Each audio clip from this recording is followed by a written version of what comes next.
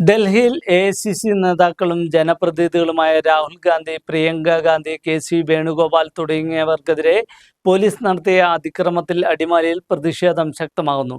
അടിമാലി മണ്ഡലം കോൺഗ്രസ് കമ്മിറ്റിയുടെ നേതൃത്വത്തിൽ ടൗണിൽ വലിയ പ്രതിഷേധ പ്രകടനവും പൊതുയോഗവും സംഘടിപ്പിച്ചു. വിദ്യാർത്ഥി സമരത്തിന് ഐക്യദാർഢ്യം പ്രഖ്യാപിച്ച് സമാധാനപരമായി സമരം ചെയ്ത മുതിർന്ന കോൺഗ്രസ് നേതാക്കളെ പോലീസ് ബലപ്രയോഗത്തിലൂടെ നേരിട്ടതിൽ പ്രതിഷേധിച്ചാണ് അടിമാലിയിൽ കോൺഗ്രസ് പ്രവർത്തകർ തെരുവിലിറങ്ങിയത്. രാജ്യത്ത് ജനാധിപത്യപരമായി ഉയരുന്ന പ്രതിഷേധങ്ങളെയും ജനകീയ ശബ്ദങ്ങളെയും കേന്ദ്ര സർക്കാർ ക്രൂരമായി അടിച്ചമർത്താനാണ് ശ്രമിക്കുന്നതെന്ന് നേതാക്കൾ കുറ്റപ്പെടുത്തി. കോൺഗ്രസിന്റെ നേതൃത്വത്തിൽ ഇത്തരത്തിൽ വലിയ പ്രതിഷേധ സമരങ്ങൾ നടക്കുകയാണ്.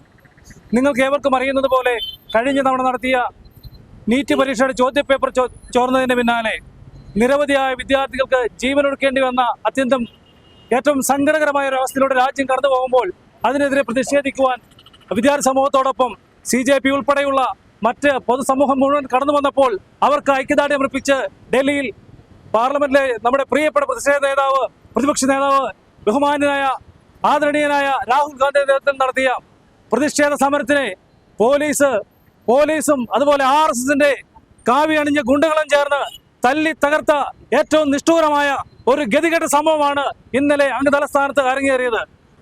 ജനാധിപത്യത്തിന് വിരുദ്ധമായ കാര്യങ്ങളാണ് ഇതെല്ലാം ചെയ്യുന്നത്. നമ്മളെ സംബന്ധിച്ച് നമ്മുടെ ഉത്തരവാദിത്വം എന്ന് പറയുന്ന കോൺഗ്രസ് പാർട്ടിയുടെ ഉത്തരവാദിത്വം എന്ന് പറയുന്നത് മതന്യൂനപക്ഷങ്ങളുടെയും ചെറുപ്പക്കാരുടെയും എല്ലാം ആവശ്യങ്ങൾ നിറവേറ്റുന്ന ആ ചെറുപ്പക്കാരെ സംരക്ഷിക്കാനുള്ള ഒരു ബാധ്യത ഇന്ത്യൻ നാഷണൽ കോൺഗ്രസിനുണ്ട്. ലാൽസാർ സമരത്തെ BJPയുടെ ഗവൺമെന്റും അവരുടെ പോലീസും തല്ലിച്ചതച്ച് ആ സമരത്തെ രാഹുൽ ഗാന്ധി ഉൾപ്പെടെ തരുന്ന അവസ്ഥ കണ്ടു. എല്ലാവർക്കും ഡീൻ കുര്യാക്കോസും പോലീസുകാരെ ഏറ്റുമുട്ടുന്നു.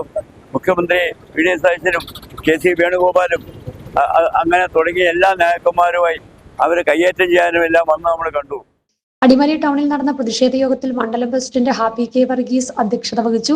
DCC vice president PV Skaria, വിവിധ ജനപ്രതിനിധികൾ, പ്രമുഖ നേതാക്കളായ Babu P Kuriakose, John C Isaac, KP Azeez തുടങ്ങിയവരും മറ്റ് നിരവധി മുതിർന്ന നേതാക്കളും നൂറുകണക്കിന് പാർട്ടി പ്രവർത്തകരും പ്രതിഷേധ പ്രകടനത്തിലും യോഗത്തിലും പങ്കെടുത്തു.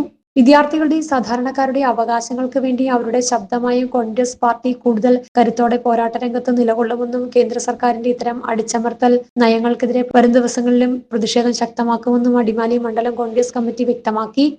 News bureau, Adimali.